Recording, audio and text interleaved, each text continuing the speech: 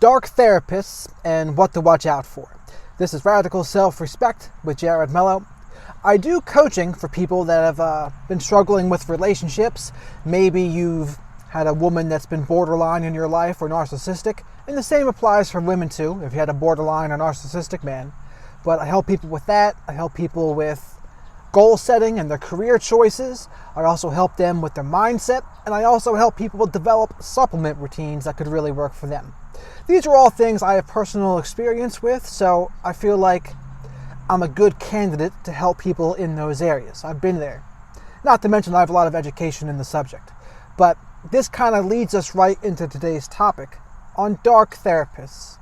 Now, I truly believe there are a number of people that have credentials, maybe they're LCSWs, LPCs, clinical psychologists, psychiatrists, that, for lack of a better word, are just clueless on actually how to get results with people.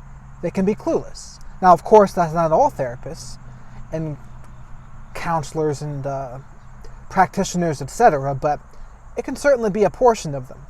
Now, some of the things to watch out for. I noticed that there are certainly therapists that they want to help people, but they use it as a crutch to not actually work on their own lives. So it's not to say that what they're saying is wrong in all cases, but they won't have that congruency of actually integrating it into their own lives. Because there are some people that they'd rather solve other people's problems than their own problems.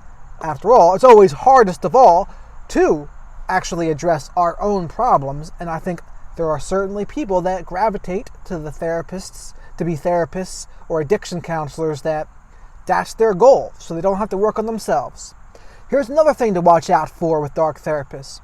There's therapists out there, they get a sense of schadenfreude from hearing all about people's problems.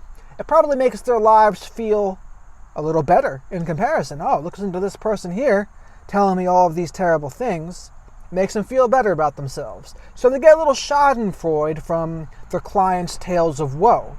And then they get the added bonus of a little supply from, if they actually get their client to do better, they can take some credit for what the client did, because after all, it was their great therapy skills and listening and empathy skills that allowed that person to improve. Now, a good counselor, a good therapist, a good coach, they can't take credit for someone's success or failure, because ultimately, change, it's on the client themselves to actually put the footwork in. A good coach, a good therapist, they're going to lead someone in the right direction. They'll ask the right questions, and hopefully the client comes up with the right answers on their own. Generally speaking, a good therapist will not tell someone what to do. Same with a good coach. They're not going to tell you what to do. That would not be really beneficial. Results come when a client comes up with the ideas on their own. And a good coach, good therapist, will be able to prompt that in that individual. So these are just some of the things to watch out for with therapists out there. The people that are doing it so they don't have to work on their own problems. The people that get a sense of schadenfreude from learning about people's tragic stories. And then the ones that get a sense of supply from taking the credit for the changes their clients make. When in reality, success and failure both usually is on the client. Now, the caveat to that part will be, if there really just is an incompetent therapist, a client probably won't do too well with an incompetent therapist. A dark therapist is not necessarily an incompetent therapist. I think they're different. There is probably no shortage of incompetent therapists, though. And I think this is the reason why the coaching field, now there are certainly charlatans in the coaching field too, no doubt, but there's a reason why that it came into need.